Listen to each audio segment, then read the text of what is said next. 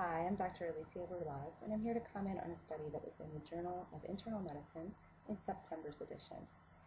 This study suggested that the veterans returning from Iraq and Afghanistan with mental health issues such as PTSD are also more likely to experience medical concerns.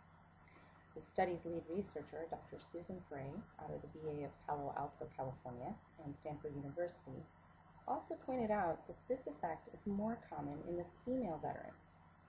Well, this brings up a couple of interesting issues. First, why would this be more common in female veterans? And second, why would this be happening at all, that PTSD would lead to greater medical issues?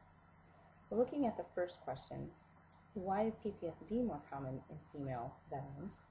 One thing we know is that those who experienced childhood traumas or other traumas earlier in life are more likely to experience PTSD when in a combat situation. Unfortunately, women are more likely to experience physical traumas, particularly sexual traumas, earlier in life. In fact, besides sexual abuse, 1 in 3 females in this country experience sexual assault. Given those statistics, it's not surprising that female veterans would then be more likely to have PTSD. And that brings us to our second issue, that of PTSD and medical problems. And why would that occur? Well, one of the hallmark features of PTSD is that someone is hypervigilant. They're constantly on edge, looking out for what might be happening in their environment. This hypervigilance increases stress hormones such as cortisol. One thing we know is that when cortisol is increased, our immune system is decreased. So this makes us more prone to infections, but it also affects another system, and that's the inflammatory system. We need cortisol to raise at certain times in order to keep inflammation under control. When cortisol is always raised, the inflammation can get out of control, and then we're more likely to experience inflammatory diseases.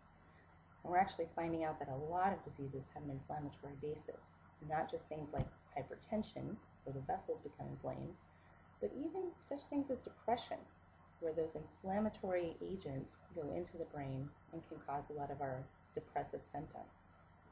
In addition, having that much inflammation causes joint pain as well as lower back pain, which is 2 of the things that this article pointed out.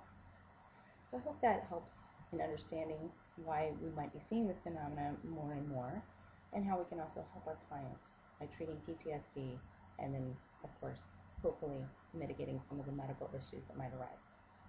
Thank you.